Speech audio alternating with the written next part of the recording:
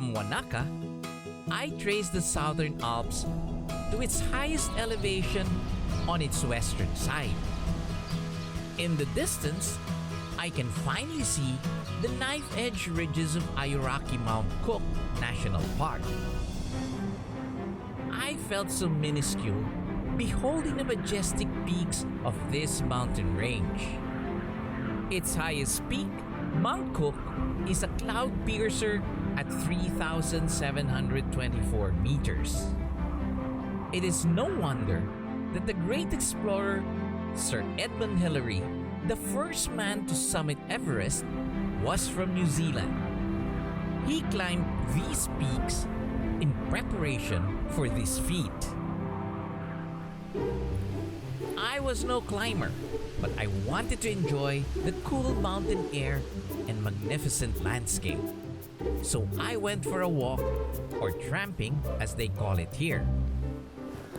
One thing good about New Zealand is that there are a lot of trails that you can hike on, and you feel very safe because there are no wild animals or predators that will pounce on you.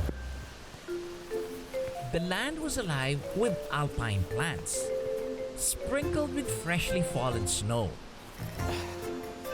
Because the area is windy, most plants have spiky leaves to keep moisture longer, and plenty of foliage to absorb more sunlight.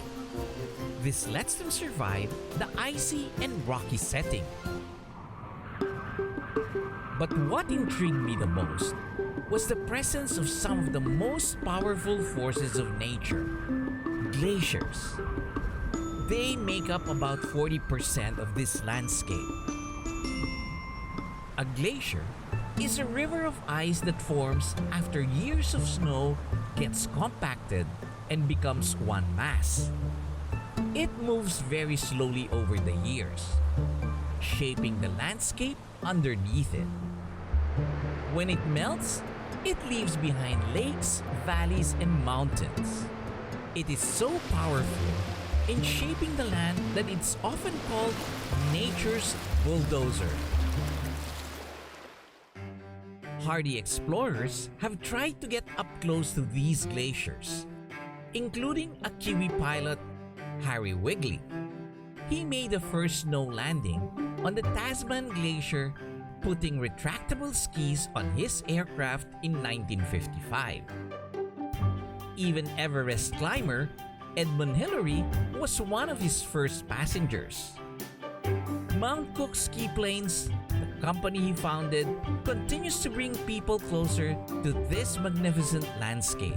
Welcome to Mount Cook, New Zealand. Thank you. The highest mountain in New Zealand, right up there. Unfortunately, the winds were not in our favor, and Pete had to deliver the bad news. But we can't fly. Strong wind. Too much wind. I know. We stopped flying at 35 knots. And what do you We've reckon? got 43 knots here This at the is moment. 43. Yeah, it's pretty windy. But I was interested to see the Pilatus Porter PC-6 they use and hear about his flying experience. These are a purpose-built aeroplane for this. They're a STOL aeroplane, probably one of the first purpose-built STOL aeroplanes ever in the world. They're designed for military use. True, yes. And where do you land? Do you land in the glacier itself? The highest places we land are around 8,300 feet up. I see. That's about as high as we go. Okay. Yeah, which is the Tasman Saddle. And how big an area your landing roll and takeoff roll would be about how much? Hardly anything at all. Really? These take off from just very, very little. We would take off between here and that car, no problem at all. Wow. Easily with a full load on it. But I think it's a great flying machine. Every person gets a few photos and enjoys the snow and the mountains right next to Mount Cook, into the plateau. It's great. It's fantastic. It's the best flying in the world. Determined to see the glaciers up close, I decided on a different approach. A boat ride across the Tasman Lake and into the Tasman Glacier. Dougie leads our expedition and tells me more about these formations. So an interesting fact about this lake is that 30 years ago it wasn't here at all. The glacier was actually all the way up against this rock wall here. Alright? That was just 30 years ago. So this lake started as a pool of water on top of the ice and expanded in the sun. Dougie tried to get us as close to the glacier face as possible. But we had to stay at a safe distance.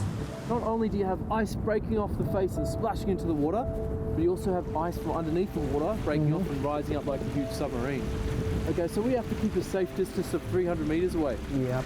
Just think that 3 years ago, the glacier was where this boat is. Right. Because it melts back 100 meters per year.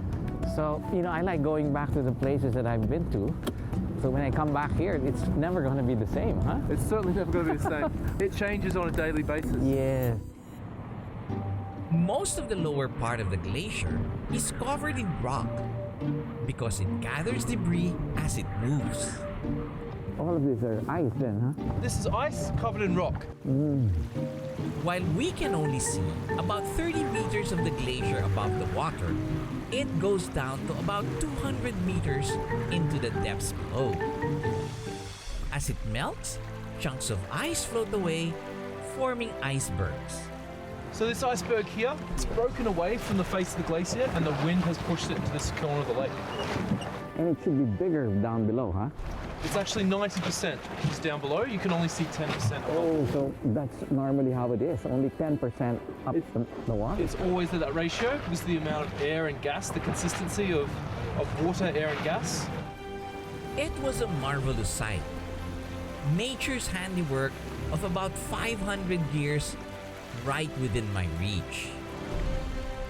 If only the water can tell what it has seen throughout its journey.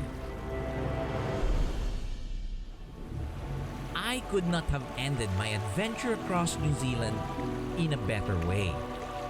Marveling at these ancient forces that shaped this nation. These glaciers carried gold down to rivers and streams, fueling a gold rush that shaped cities.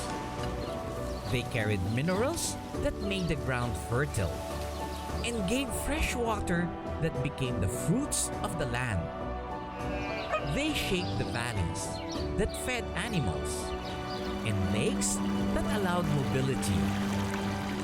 And now, as these glaciers continue to retreat, they carry an important and urgent message about the state of our Earth.